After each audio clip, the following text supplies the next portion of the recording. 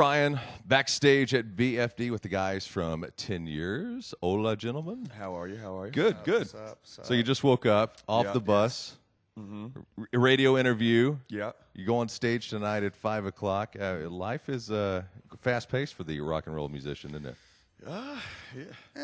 Kind of hurry up and wait. It It's is. kind of hurry up and wait. That's why you sleep all day, because you don't want to be up sitting around going Twiddling your thumbs. Yeah, at least at nighttime there's a party and drinking and During the day, it's miserable. I mean, like unless you play Xbox, yeah, there there's ain't not nothing anything else to to do. do. So I mean, you could get up and start drinking.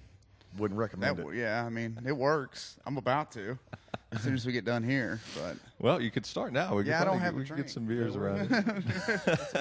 So you Whiskey. guys are from the Knoxville area, right? Yeah. So are you used to this kind of heat? I mean, it's supposed to be 106 or 7. Yeah, it's humid too, man. Yeah. But Yeah. in Knoxville, it's way worse because you walk outside, you just feel sticky. At least out here, it's like kind of standing in front of an oven door. Right. I can handle it. So tell us the origins of the band there in Knoxville. There were some personnel changes kind of in the early outset of the band. Tell us a little bit about the history of 10 Years. Well, I think Tater had another band that he was in, and Brian and I were in a local band. We always played shows together, and I think we high kind of school, like high school. I mean, we were young. yeah, we kind of looked around and found people that wanted to do this and take it all the way, and it just so happened to be that it was me, Brian, Tater, and Matt, and we had a different singer for a while, and he was a really good front man, and he couldn't sing, and we all kind of knew it deep down.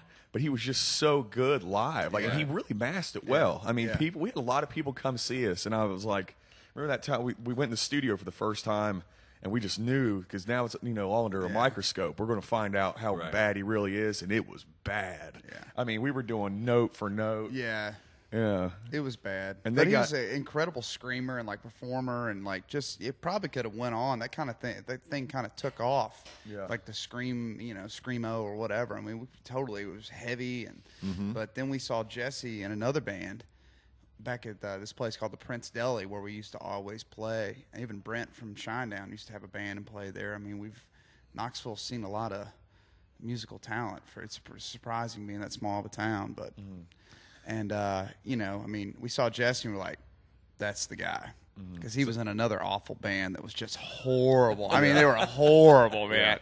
Horrible. But then he's back in the corner and you hear him sing and it almost just blow the PA apart, So how do you talk him out of leaving this horrible band without? Well, He was a fan of our horrible band. Yeah, Oh, okay. he came to us. Actually, originally, the original 10 Years had a CD, and before it came out, I ran into Jesse at this bar, and he wanted it so bad that I sold it to him for $20. If you can believe it. ripped him off. Sold it, ripped him off. He was like, he still talks about that because he's a pretty cheap dude. So I'm pretty happy to get that on him Yeah, for sure. yeah, that's for sure. great. That's hilarious. So you got Jesse in the band, and then you kept gigging, and things just started to improve, I guess, with a better singer. You Yeah, could do well, we different changed things. the whole thing. We're like, all right, let's just start over with Jesse and write stuff around him and what he wants to do, and build the songs around him because he's such a powerhouse vocally, So we still kept the name because we had already established. We had a couple hundred kids at least every time we played. So.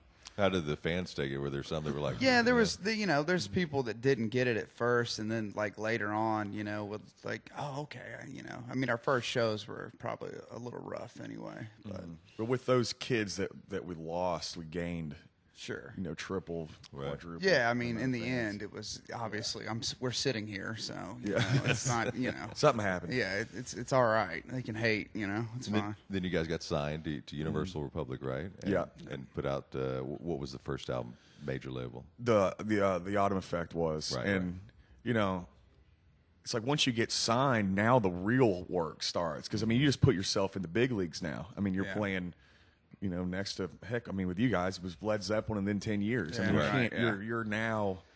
The work actually begins. Yeah. So, For sure. But I always tell kids, they always come up to us and they give us CDs and we'll listen to them and stuff like that. And we did it too. I mean, we went and badgered Seven Dust, and they were trying to help us. They really dug our independent stuff, and they were trying to help us before we were signed. So I mean, things can happen, but always try and conquer your hometown first. Sure. Because look, I mean, we made it out of Knoxville, so. People were like, "Well, I'm going to move to L.A. or New York," but now you're among nine billion more fish in a bigger pond. And Right. it's like, if you can't conquer Des Moines, Iowa, how the hell are you going to conquer Los Angeles? You know? And spend some money and time on your recording. I hate it when somebody comes up and goes, "Here, listen to this," but you know the bass doesn't sound that good, or the you know the vocals are too loud. I'm like, well, I mean, dude, you know, You might only get one shot at yeah, that, right. so you better make you it better your best like shot. you know spend the time, spend the money, record it the way you want it, no matter what, you know, because you're going to be handing it to people that are going to listen to it and go, yeah. Yeah. You know, They're not going to be able to get past the Right, fact that sure. it sounded like you hit play and record on a boombox. right, you know? right, yeah, you know. Well, cool, guys. Appreciate you playing BFD, the band, 10 years. That's us.